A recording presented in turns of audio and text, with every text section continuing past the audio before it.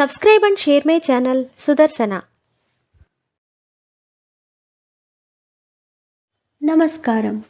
శ్రీదేవి భాగవతం కథలను తెలుసుకుందాం. శ్రీమాత్రే నమః. శ్రీ గురుభ్యో నమః. శ్రీమద్దేవి భాగవతము 6వ స్కందము. నారదమునీంద్రుడు మాయకు వశుడై స్త్రీ రూపమును పొందుట, రాజు తాళధ్వజునితో వివాహము జరుగుట. నారదుడు చెప్తున్నాడు, భగవంతుడగు శ్రీహరి నా ఎదుట విరాజమానుడై ఉన్నాడు. ఆ జలములందు మునుగగానే నా పురుషాకృతి మాయమయ్యి నేనొక సుందర రమణి రూపంలో పరిణతి చెందాను. అదే క్షణంలో భగవంతుడగు విష్ణువు నా వీణను పవిత్రమైన మృగచర్మమును తీసుకుని ఆకాశ మార్గంలో తన ధామానికి వెళ్ళిపోయాడు.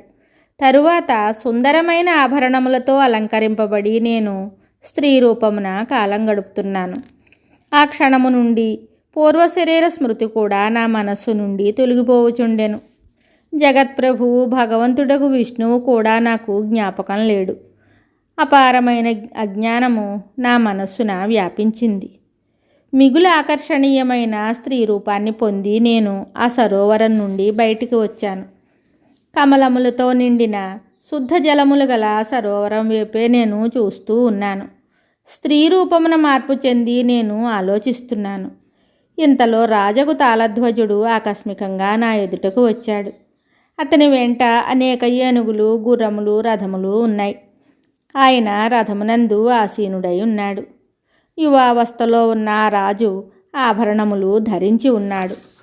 కామదేవుడే శరీరమును ధరించి వచ్చెనా అన్నట్లు ఉన్నాడు. ఆయన అలంకరించుకుని ఆభూషణములు అలౌకికములు.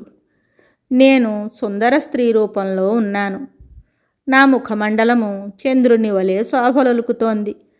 నన్ను చూసి తాళధ్వజునకు చాలా ఆనందం కలిగింది.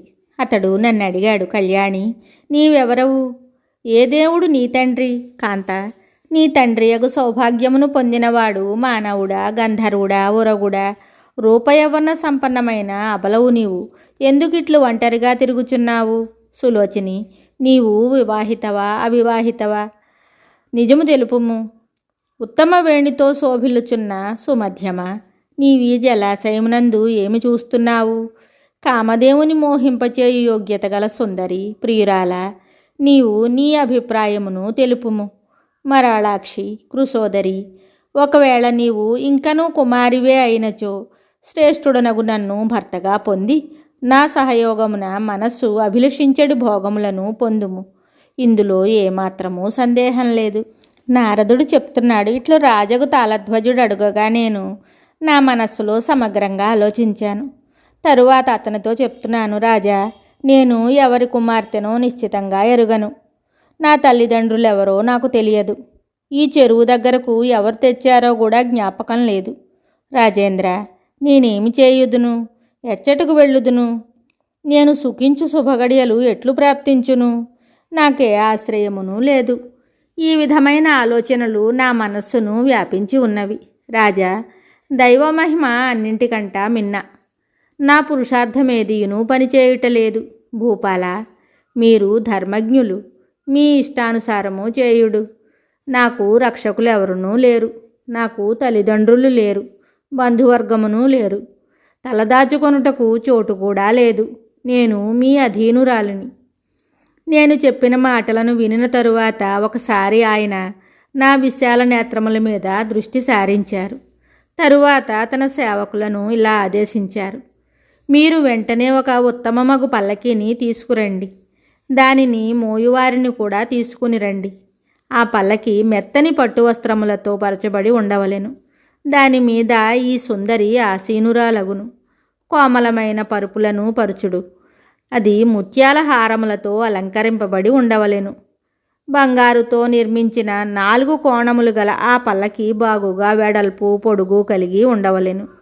తాళధ్వజుని మాటలను విని శీఘ్రగాములైన సేవకులు బాగుగా అలంకరింపబడిన దివ్య పల్లకీని తెచ్చి సిద్ధంగా ఉంచారు.